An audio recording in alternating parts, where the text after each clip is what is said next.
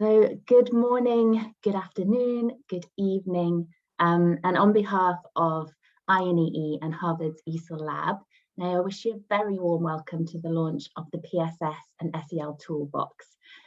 We are delighted to have you all here. A little bit of housekeeping first. If we could move to the next slide, please, Lauren. Thank you. So as I've just mentioned, or if you've just joined, you'll hear this for the first time. We're not using the webinar function today, so you have the ability to turn your camera on or off and unmute yourself or mute yourself. We kindly ask you that during the presentations, you keep your camera and your audio off. We have closed captioning available today. To enable it, please click the CC icon at the bottom of your Zoom window. Today's webinar, including the closed captioning, will be in English only. You can use the chat function at any time to add questions or comments. I'll be keeping an eye on that throughout as we walk through the toolbox, and we'll try and address as many of your questions as we can as we go along. And as always, this meeting is being recorded and it will be available later on INEE.org, as well as being shared with you via email. Next slide, please, Lauren. Thanks. So thank you again for joining. My name is Rachel Smith and I am the coordinator for Psychosocial Support and Social and Emotional Learning here at INEE. For today's agenda, we will take you through an overview of this project, which began well over 2.5 years ago now. We will also look at the field testing process before our wonderful colleagues at EASEL Lab will take you on a tour of the toolbox itself. So we do recognise that the term toolbox and toolkit is used frequently in our sector, and I think there's a very good reason for that. Tools can be used on their own or combined to achieve many differing goals, and this toolbox is a perfect example of that. So whether you want to navigate the often overwhelming world of PSS and SEL, or whether you wish to develop a context-specific framework or curriculum, this toolbox provides the tools and processes to support you to do this and so much more. Just before we dive in, I want to share a heartfelt thanks to the many, many individuals and organisations who have contributed to this effort and made it possible, including but not limited to Porticus for funding this project and for being such a curious and supportive partner throughout, to our PSS-SEL Reference Group, to the PSS-SEL Collaborative, and to our fantastic field testing partners. For a full list of everyone who has been involved, you can head to the Toolbox site and read the About Our Team and Process page, and I'll drop that in that link in the chat in just a moment. Next slide, please, Lauren. So today's webinar will be presented by the core project team from EASEL Lab and INEE, as well as we are joined by one of our field testing organisations, FHI 360, represented today by Laurent Mpemba and Alyssa Skyrick. So without further ado, I will hand over now to Dr. Silvia Diaz-Granados, who, as well as being the Associate Director of Education Research at IRC, is also the co-chair of INEE's PSS and SEL Collaborative. Over to you, Silvia. Thank you, Rachel. Thank you so much. It's a pleasure being here. Today, we're talking about an initiative that was conducted, as Rachel mentioned, by INEE's PSS-SEL Collaborative, together with Harvard EASEL Lab and with general support from Porticus.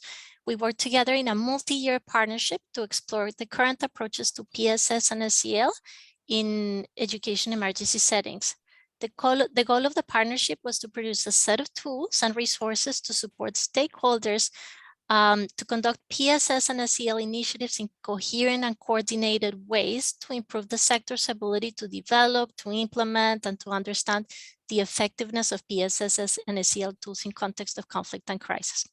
What motivated us to conduct this work was that there is a large agreement among stakeholders in the field of education emergencies that PSS and SEL initiatives are very desirable because there are two things that we know. First, that the type of adversities that children experience in context of conflict and crisis have lifelong negative effects on their ability to learn, on their behavior, on their physical and mental health. So we know that.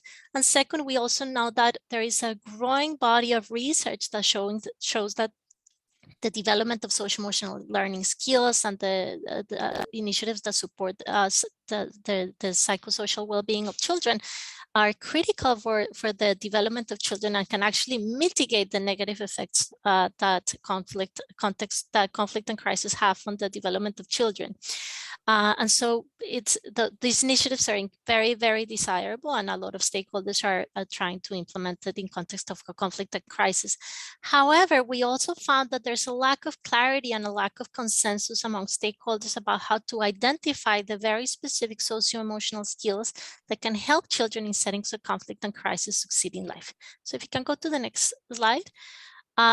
So basically, when we came together to this project, we were able to identify a series of challenges that affect the field of PSS and SEL, specifically in EIE context. The first is that there are many different frameworks for PSS and SEL, and these frameworks use many different names and definitions and measurement strategies. And sometimes organizations use the same name for different skills, and sometimes they actually use different names for skills that are very similar or overlapping. This makes it very difficult to understand and the evidence that is tied to specific PSS-SEL skills, or to communicate effectively across organizations and partners, and to design programs and align measurement strategies to the specific skills or outcomes of interest that we're trying to promote. The lack of transparency and coherence has a negative effect on the ability to promote, measure, and track progress of PSS and SEL efforts, and this has been undermining the field as a whole. In addition, we also know that culture and context influence social emotional development and well-being.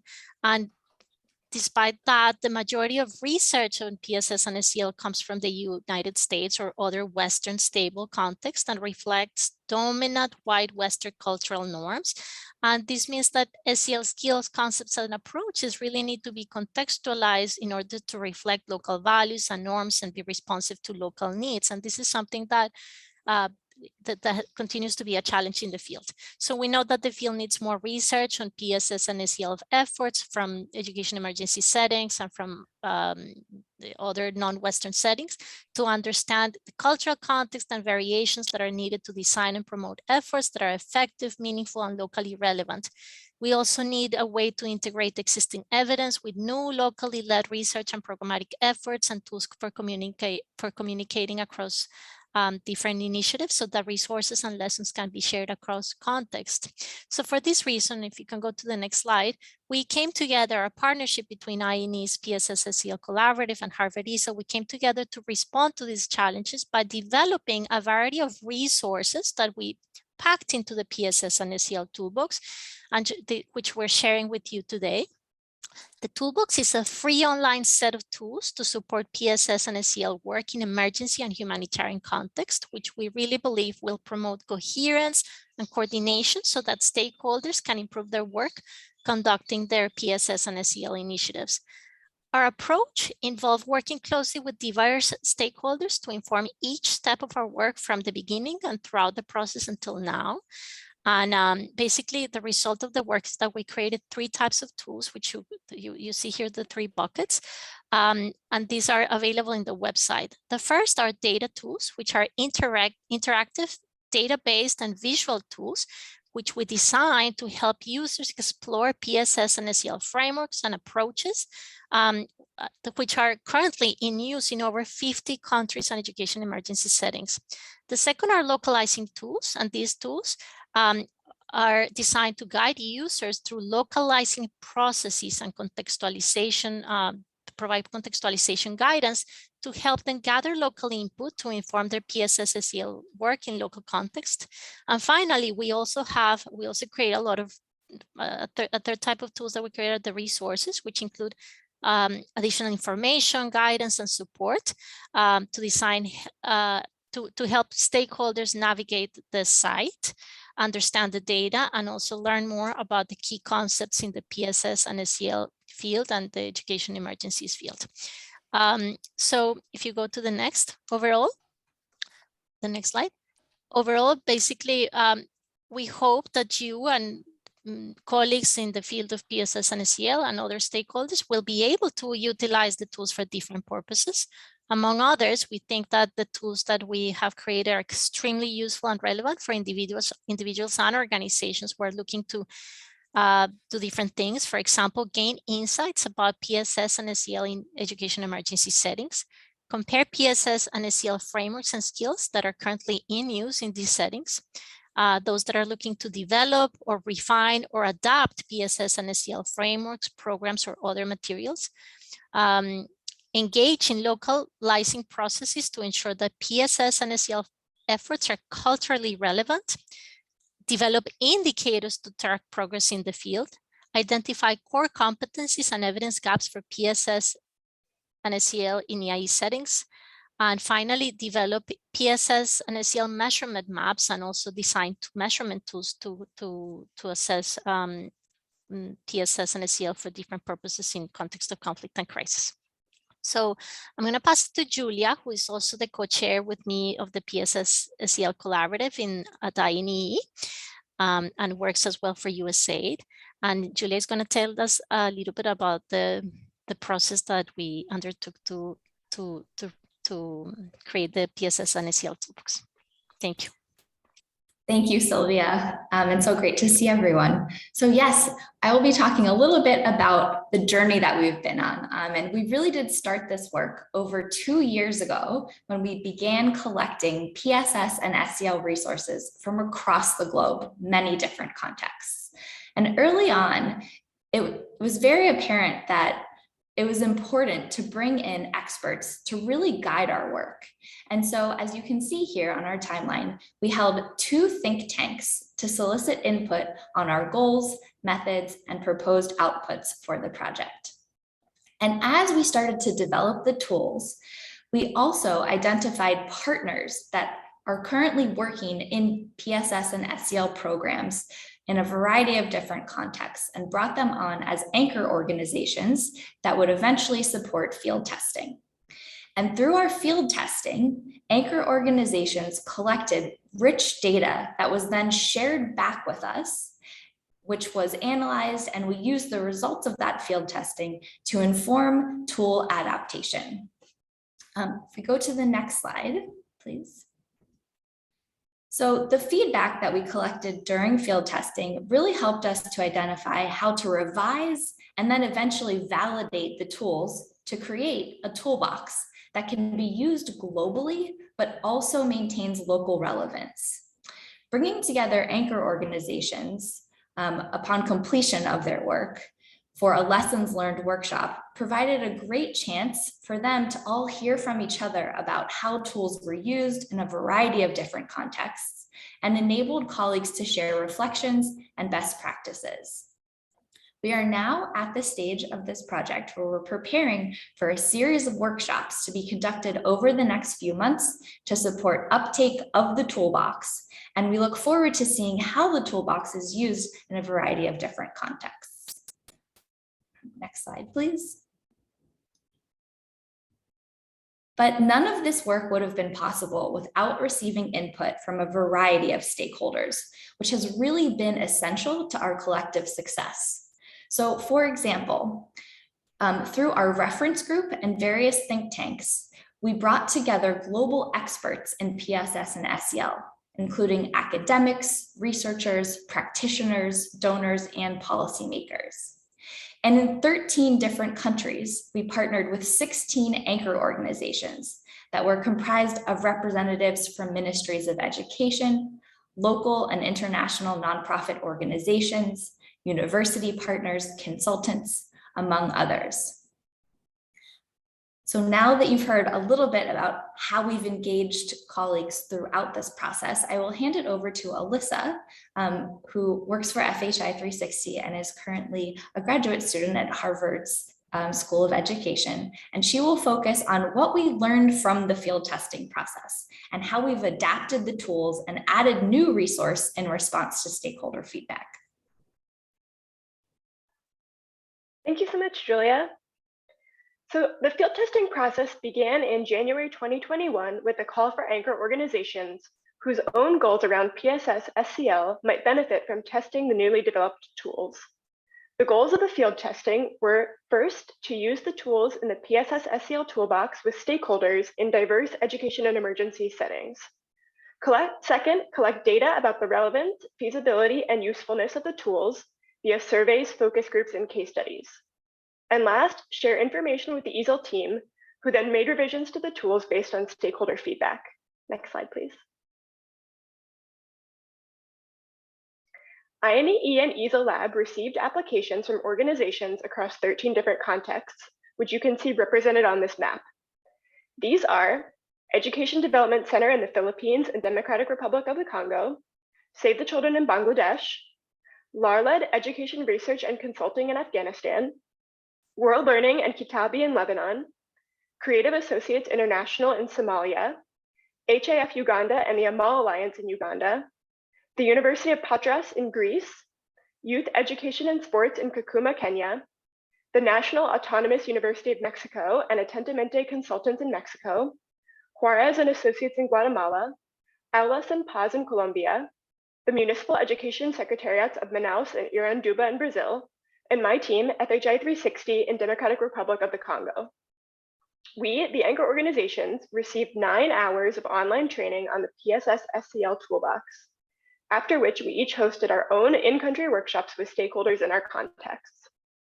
Anchor organizations collected 3 types of data throughout the field testing process: surveys, focus groups, and case studies. The purpose of the survey was to gather feedback about the use, clarity, and relevance of the PSS-SEL tools. The purpose of the focus groups was to gather data about PSS-SEL needs and perspectives from diverse stakeholders in EIE contexts around the world. And the purpose of the case studies was to document how EIE stakeholders use the toolbox in different ways to meet their own local needs and to learn from their experience. You can learn more about the field testing process as a whole, as well as read our case studies and watch our use case videos on the PSS-SEL Toolbox site. And now over to my colleague, Laurent Mupemba, to share our experience as an anchor organization. Laurent is the Chief of Party for FHI 360 in Mauritania and the former organizational capacity building lead for FHI 360 in Democratic Republic of the Congo during our field testing. All right, over to you, Papa Laurent.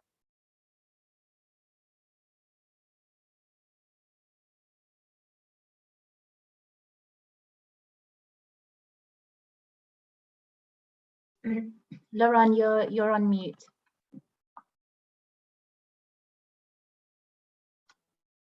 Okay, excuse me. I said that I'm Laurent Mupemba. Thank you very much, Elisha. And I'm Laurent Mupemba from DRC. Currently, I am in Mauritania as Chief of Party. I'm going to talk about Elimunijibu and PSS-SEL activities in DR Congo. Elimunijibu is the name of our project, which means education is the answer in Kiswahili, aims to improve the basic reading, writing, and numeracy skills and support the psychosocial well-being of at least 200,000 children and youth in Eastern Democratic Republic of the Congo. FHI 360 is working with our partners IRC, International Rescue Committee, and VIAMO and community-based organization to provide access to quality education in North Kivu, South Kivu, and the Ituri provinces. Programming includes remedial tutoring, accelerated learning, and other programming like leadership and girls leading our world campus. PSS-SEL activities, PSS-SEL is especially important in this project. It's important in this project because of the challenges faced by children in this context, including exposure to violence, displacement, school closures, and overcrowding, family separation, and homeless. We aim to support learner and community psychosocial well-being alongside learning. In the initial program design, the main SEL activity was standalone CL classes using IRC's Safe Healing and Learning Spaces curriculum. And due to a secondary disaster and displacement in the early months of the program, caused by a volcanic eruption near Goma, the rollout of CL was accelerated to meet the urgent needs. Next slide. We were excited to participate as an anchor organization to see how we could adapt and supplement our SEL programming to better meet the needs of our learners and communities.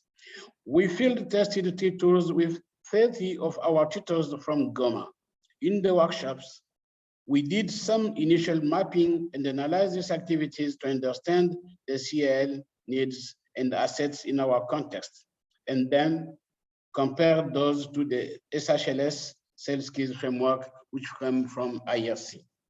In addition to generating some initial ideas from how we could adapt and supplement our SEL curriculum, the workshop resulted in a new shared understanding of SEL among our tutors, and the sense that they could understand SEL and apply in their context. We shared our result of using the localizing tool back with INEE EASEL, including our challenges around lack of internet connectivity to use the data tools in the field, and some issues around the regional dialect in translation. Our field testers appreciated the tools, but found them a little too complicated to use without an expert facilitator. Fortunately, I was there. For our project, the challenge remained of using what we learned from the workshop to actually make and implement changes to the SEL curriculum. For that, we held additional workshops, and the work is still ongoing 1 year later. Next slide. Our biggest lessons learned from the field testing exercise were about the complexities of localizations. In our initial workshop, we looked at SEL skills, frameworks, and how we could best adapt our curriculum to meet the local context. However, it was clear from our participants that this contextualization is not the same as localization. In the field testing workshop, we heard from educators that the details of the skills frameworks or curriculum were not as important as the general approach to SEL, and that they still felt like SEL was something foreign and not typically in their culture. In follow-on workshops, we worked to create a shared understanding of SEL as something meaningful in this culture and empower local stakeholders to lead program design and make decisions about SEL in their communities. You can read about this learning process in our case study on the toolbox. Alicia will share with you in the link in the chat. Overall, one big takeaway was the power of convening diverse stakeholders groups, including educators, school leaders, parents, caregivers, and community leaders to discuss together ways to support the well-being of children and youth in their communities. While we are still working on improving our SEL programming in Elimunijibu, we are also using this learning to integrate localized SEL in other projects. To tell the truth, currently I am chief of party in Mauritania. My big takeaway is to integrate PSS-SEL activities in our project named Tamkin, which means empowerment in Arabic. And also, I would like to advocate for from USAID. I know USAID is like an oriented agency, like FHR 360, well-oriented. We would like to see in all of the projects, I am saying, this is my advocacy, all of the projects funded by USAID to integrate SEL activities, PSS-SEL activities. They are very, very important to make people understand where they are and where they go. Now I can ask Rachel to continue. Thank you very much.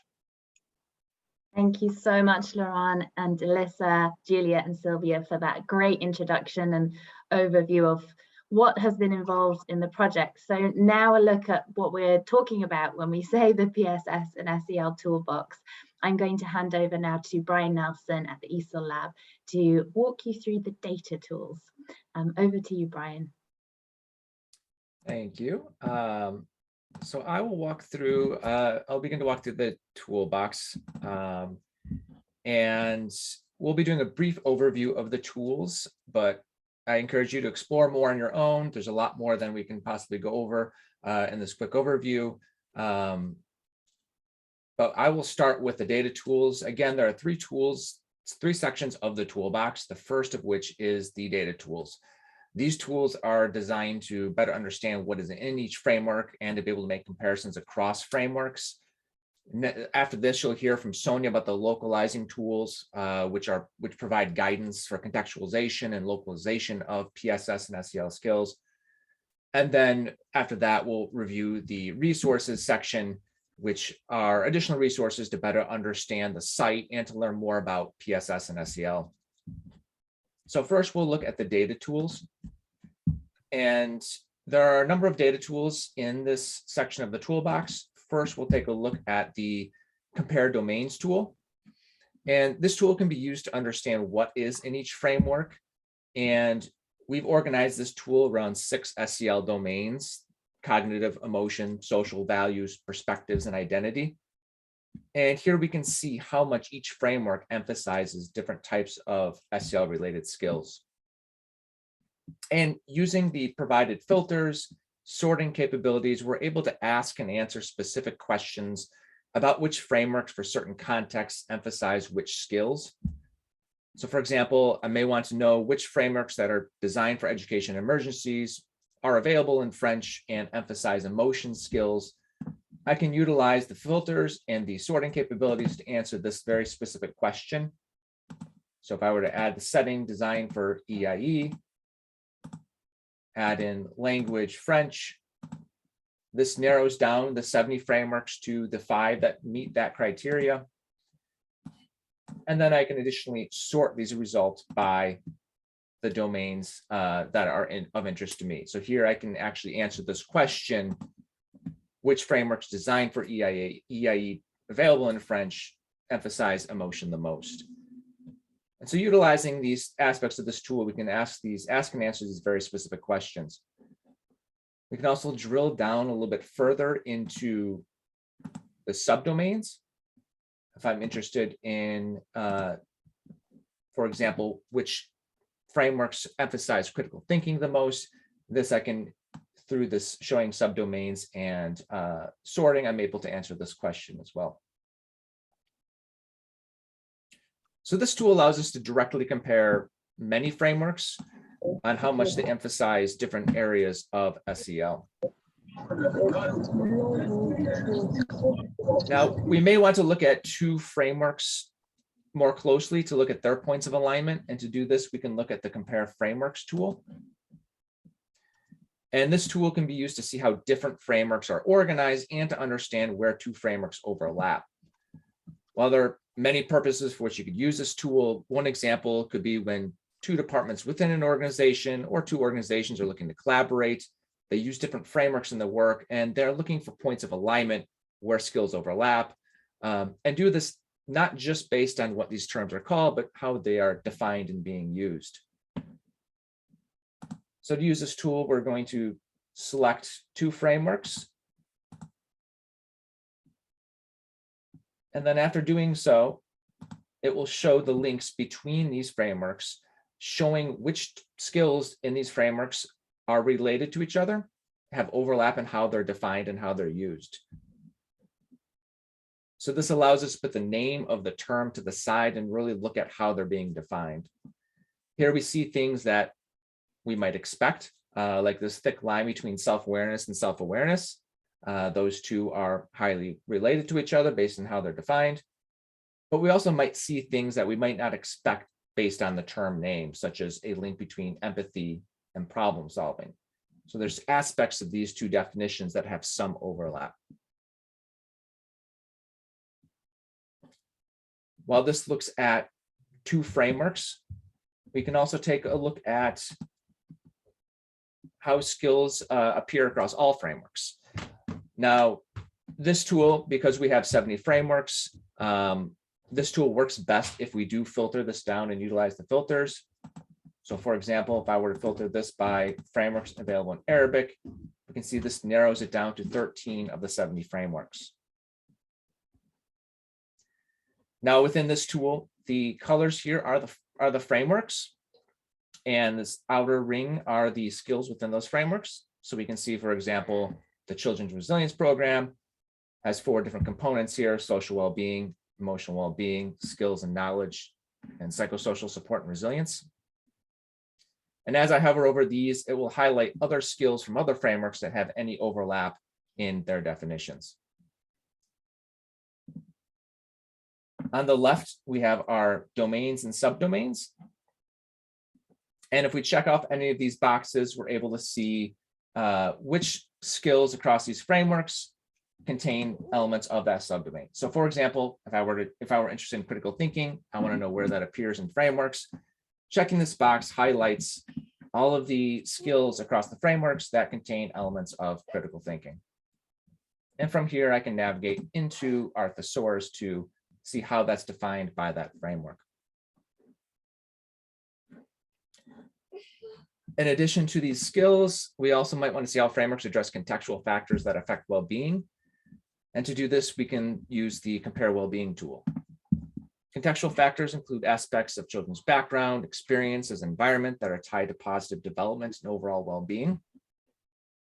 We have these organized into 5 contextual factors: ecology, equity, health, safety, and support to adults.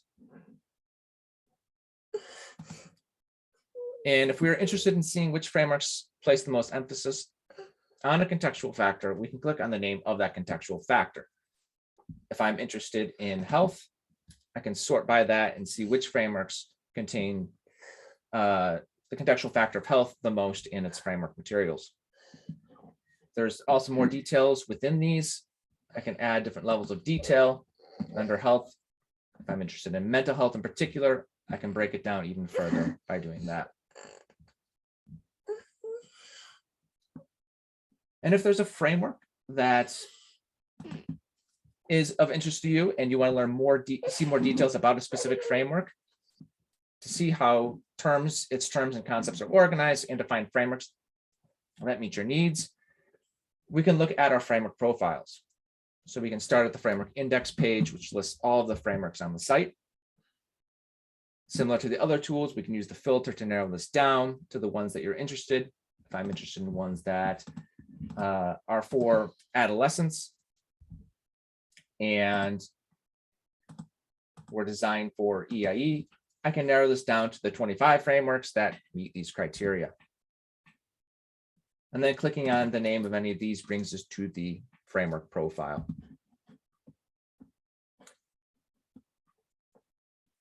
First, you'll see the terms of that framework listed in the framework tree.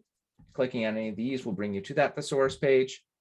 And further down is the breakdown by domain, and which shows how much this framework emphasizes each of these domains. And this, you'll see this bar is reminiscent of the ones in the compare domains tool. So if you do want to compare this across all frameworks, you can go back to that compare domains tool.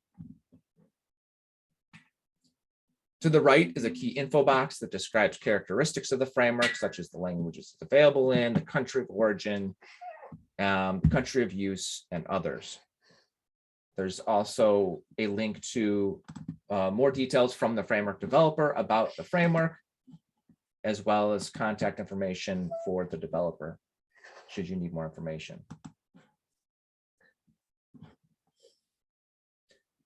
And if you would like to know more about a specific skill in the framework, how it aligns to other skills, we can use the thesaurus. The thesaurus can be used to learn more about the skills in the frameworks and explore the relationships between the terms. With 70 frameworks on the site, we have about 1,000 terms. On the Thesaurus Index page, all these terms are listed, grouped by framework. And we can also search by terms that we're interested in. So if we want to learn more about critical thinking, we can search for this, and it will search for any term that has critical thinking in the name. Opening up these links bring you to the page for that term from that framework, you'll see first the framework it's from. This is the Global Citizens Framework, how that framework defines critical thinking. And as you can see listed to the right, critical thinking appears in 12 frameworks. And these additional frameworks are listed to the right, and we can navigate to those pages to see how those frameworks define critical thinking. We can also view them all at once. If you do want to see how people are defining critical thinking across all of these contexts using all of these frameworks, we can review those all at once using the view all definitions.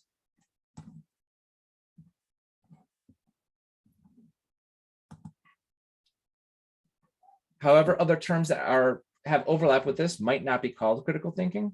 And if we scroll down on the thesaurus page, we'll see what other terms are related based on how much overlap are in the definitions. And as we saw, there's 12 terms called critical thinking, but some of the terms that are most related based on a definition aren't always called critical thinking. There might be problem solving, higher order thinking skills, creative thinking, many different ways people are using these terms, yet they still have a lot of overlap with each other. So as you can see, this tool can be used to identify how each framework defines the terms, identify and compare term definitions across multiple frameworks, and to identify which terms from other frameworks are most aligned to a term of interest. So this is the data tools in brief. Again, I encourage you to explore these more to see more features that you may discover.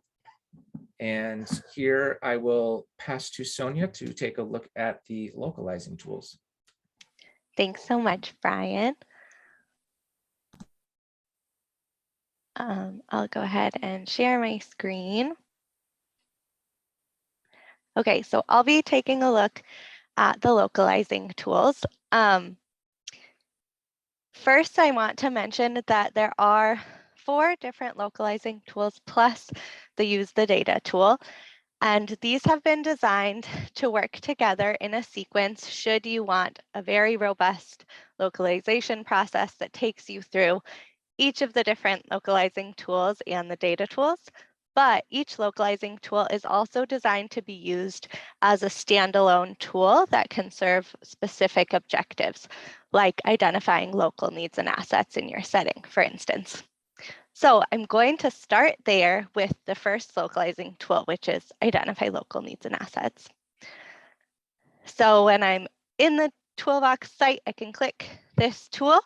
On each page for each tool, you'll notice that there's a brief description of the tool and a video that walks you through the different sections of the tool. And then you can navigate on the bottom to other tools. There's also a download workbook where you could download all of the localizing tools in one PDF. But here I'm going to just download the Identify Local Needs and Assets tool to walk us through a few key components of it briefly. And obviously you'll want to spend more time clicking through it yourself. So the Identify Local Needs and Assets tool is a process to determine the concepts that are most important in your setting. You can use this tool to identify local assets and needs through a series of focus group discussions or other participatory methods in your community. The tool has 4 steps, which are actually the same steps as you'll see across many of the other localizing tools. First, you'll reflect on your context and the different assumptions you may have about PSS and SEL. You'll plan to engage with different stakeholders to really capture the questions that most need to be answered for you to have a solid understanding of the different needs and assets in your setting to meet your objectives. And then you'll engage with the stakeholders who you've planned to meet with. And there's a final step that synthesizes that information so that you can apply your learning to your work. And the way that this works is the reflect step has a series of different questions and worksheets for you to fill in notes on your different reflections. Then the plan step also has worksheets where you can fill in which questions would be best to have answered by which stakeholders in your setting, and really plan out those conversations that you'll hold with different stakeholders. You'll also want to figure out how you want to engage with the community. So there's a section here that can help you plan that out, whether it's through focus groups or a larger meeting or interviews, for example. Then step 3 is designed to help you actually engage in those conversations. And there is a template that you may choose to use to take notes, for example.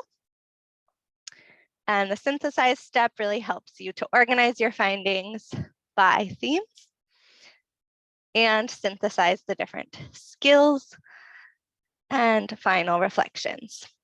Then the main bulk of this tool really is question sets. So these are questions that you may choose to use or adapt based on your needs, but they fall into these different categories. There's children and youth learning goals, learning contexts and practices, social and cultural values, roles, assets, and norms. There's also some questions should you choose to engage with children and youth. And here's just one example of what that looks like. So for the skill development section, there's a handful of questions here. And there's obviously many sub-themes within each of those themes. One last thing that I want to show you about this tool is that at the end of it, as you'll see with all of the other localizing tools, there is an annex that includes a community engagement activities guide, which has different examples of ways that you could engage with the community, such as focus group discussions or community mapping. And then it also includes some key issues and considerations to consider when engaging with the community.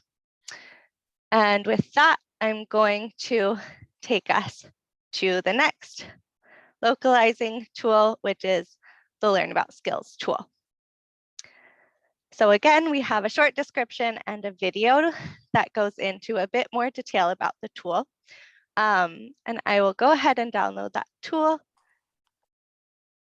So here you can see that the Learn About Skills tool is an inventory of PSS and SEL concepts. You can use the tool to become familiar with specific skills and contextual factors that support positive outcomes for children and youth, both with broad overviews and concrete lists of 24 skills and 30 contextual factors that impact learning, health, development, and well-being. And unlike the other tools, this tool actually has a 3-part process. So first, you'll read about PSS and SEL and the different concrete skills that we consider as part of SEL. Then you'll read about well-being, and then there's reflection guide at the end with worksheets to help you put that information that really comes from the global research base into context for how things look in your unique setting. So the first thing here is an overview, again, of PSS and SEL, what these things are and how they're connected to one another. Then we go into these same domains that you see on the data tools section. So this can provide you more understanding of what you're seeing when you're looking at the data tools. There's description of each domain,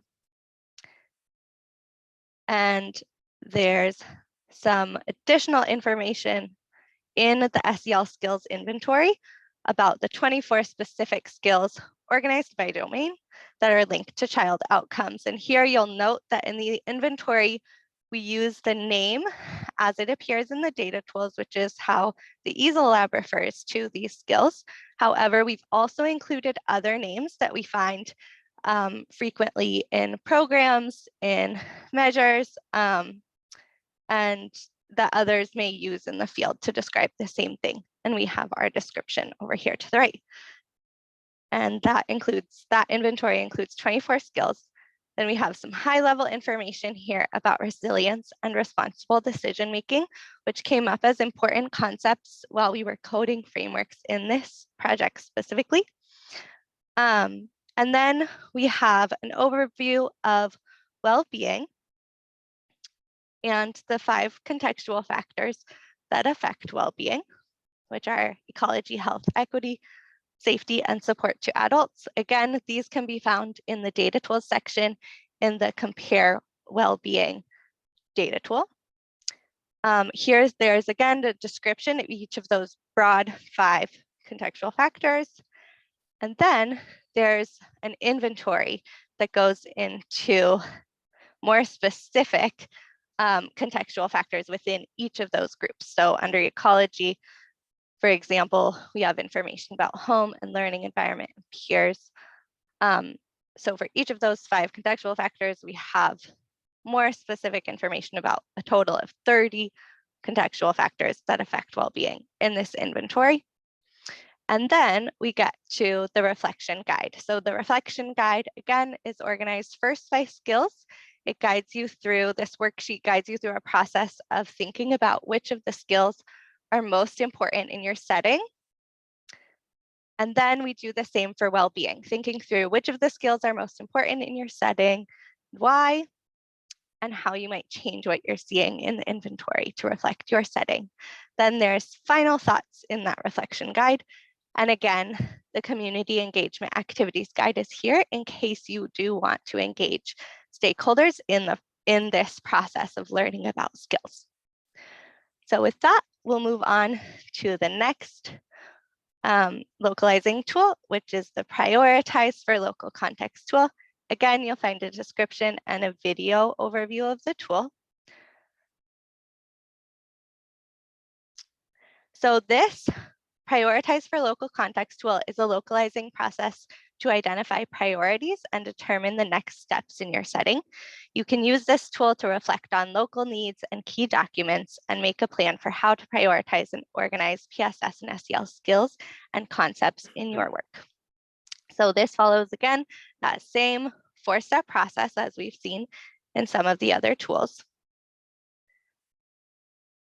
And here, it's important to note that we're going to include reflection in that first reflection step on quite a few different inputs. And this tool in particular can be really helpful to bring in learnings from other tools like Learn About Skills and Identify Needs if you've used them, though it can be done without using those. So first, the reflection step takes you through a process of really defining your prioritization objectives. So this could be something like, we want to adapt a framework, or we really want to design a program that meets the needs of our stakeholders who we're serving, for example. Then the first kind of worksheet in the reflection is specifically about reflecting on the local needs and assets. So again, you may choose to go to the local needs and assets tool to do that in a more robust way, or you may just choose to gather a small team and do that on your own here using these reflection questions. Then you'll reflect on the skills and the contextual factors that affect well-being that are most important and relevant to your setting and to your work using worksheets. Then this next step is about reflecting on different frameworks and the terms that are used in those different frameworks. So like Brian just showed us the Thesaurus, this can be a really helpful place to go, pause, look back at those data tools and really compile information about the different programs and resources that target some of those same skills and contextual factors that are relevant to your work or to your setting.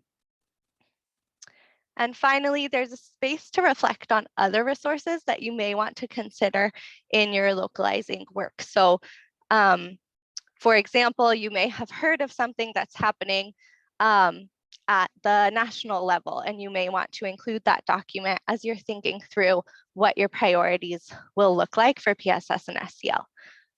And this will be a good place to do that. Then we lead you through a process of kind of looking across those 4 different buckets we've just talked about and aligning between them. And then you're asked to spend some time really getting concrete about, now you've looked at all of these different things and they are all defined in different ways. So coming up with your own definition, putting all these pieces together to draft a definition that is most relevant to your objectives. Then in the plan step, again, this is really concrete questions in this worksheet to help you come up with kind of the next step. What do you want to do with all of this information as you move forward in your work? There's some examples about what that might look like based on different goals you may be coming to. Then we have a place to really think about the different stakeholders that you may want to engage with, and what are the important perspectives or priorities that they may bring to the conversation. You'll want to design an engagement strategy that best meets your need. And then using the engage templates, you can actually hold those conversations and note the things down that you're learning. We have an example of what something could look like. This is just one example of an engagement activity, which is a skills mapping activity using the different domains from Learn About Skills. And then the synthesize process takes you through a process of kind of organizing the different information that you've heard, coming up with conclusions, and thinking about how you'll organize and communicate findings to different stakeholders, and planning for your next steps. And again, there's that community engagement activity guide. Okay, then finally we have the Validate for Local Context tool. We often hear, so again, this has the same overview as well as the video. And we often hear about validation, particularly for measures, but really it's important to validate PSS and SEL materials, whatever they may be, whether that's a program or a framework, to make sure that it's really meeting the needs of the stakeholders in your context, and that it's continuing to reflect changing needs over time. So the Validate for Local Context tool is a process to examine the relevance and fit of PSS and SEL work broadly in your setting. You can use the tool to make a plan for meaningful validation with community stakeholders. This follows the same 4-step process of reflecting, planning, engaging, and synthesizing. And one important thing to note is for this one, we really do emphasize that it's important to continue to think through these steps over time because things may change, and it's important to update materials to reflect changes over time. So in this tool, we start with an overview, a broad overview of validation. And again, this goes into information about how it's important for all different types of materials, not just for measurement. And in fact, a validation process for measurements or assessment would look quite different from what is outlined here. Then there are these reflection worksheets, again, that help you think about who you'll want to include in your validation process and what exactly needs to be validated. Then there's some planning questions that can help you think through how best to plan for those activities and which validation strategies you'll want to use. There's again some example templates here for how you might design your validation objectives and the questions that you may choose to use, and how you'll want to engage with the community with, again, some kind of examples here. Then in the engage step, we have templates that you may want to use to take notes during your engagement activity and synthesize steps. The first one really helps you think through what you've learned in terms of themes, then recommendations and revisions, taking that information and making it into concrete revisions, and lastly, thinking about what are your next steps now that you've engaged in this validation process. When might you want to revisit validation further along in your work? And that engagement, community engagement activities guide is here as well. And last but not least, I want to just briefly show you the use the data tools, localizing tool. So in this tool, you can find each of the data tools that Brian walked us through. There are written guidance for how to use that data tool and a video walking you through some examples of how you can use it. And with that, I will just note that translation of the localizing tools is forthcoming in the INEE languages. And I will pass it back to Brian to go over briefly the additional resources. Thank you, Sonia. So I'm going to really quickly go over the last section of the toolbox, the resources. These additional resources can help you better understand the site and learn more about PSS and SEL. So I'm going to point out just a few of these. Again, I encourage you to explore this a bit more on your own. The first section is the toolbox resources, and these contain many additional resources for understanding the toolbox. If you're looking for a PSS-SEL framework and you're not sure where to start, the decision tree can walk you through the steps to consider as you plan your work. And this will help you know which tool on the site can be of the most use for you. The user pathways is another resource for understanding how the localizing tools can be used. So whether you are building consensus among stakeholders, creating, adapting an existing framework, or you have other objectives around curricula, programs, policies, or measurement, this guide can provide examples of how the localizing tools can be used. And if you are determining whether or not an existing PSS-SEL framework meets your needs, you might use the framework fit checklist. This guides you through a set of questions to consider and leads you to parts of the toolbox that can help you answer those questions. And while we walk through a lot of hypothetical scenarios while reviewing these tools, you can see how organizations have already used some of these tools by reviewing the case studies. Here you'll find both video and written case studies. So this is a great resource to see how the tools are being used and have been used in the field. And then there are additional resources that have been collected around PSS in education emergencies, conflict-sensitive education, gender-inclusive education, teacher well-being, and measures and assessments. And this is just a set of materials from INEE, videos, documents, guides that can help you understand and learn more about these different areas.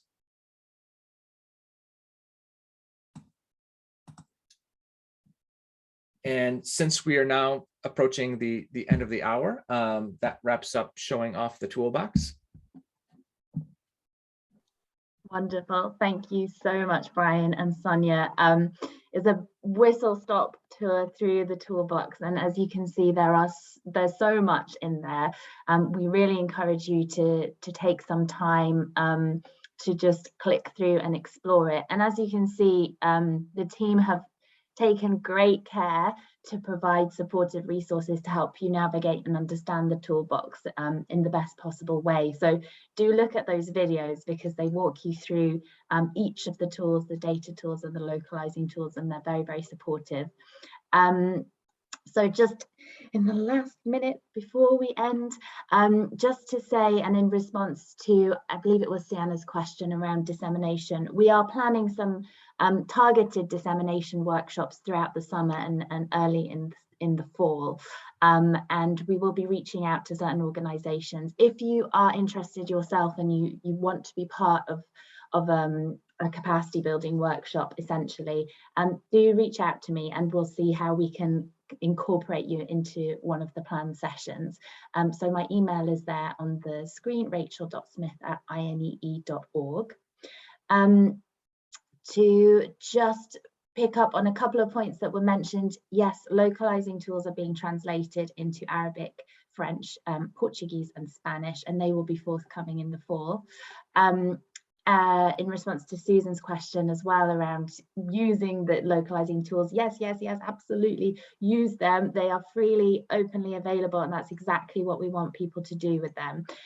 So we'd also love to hear what you do with them and how helpful they are. So we'd really appreciate your feedback as you kind of get to grips with them and use them in your own work.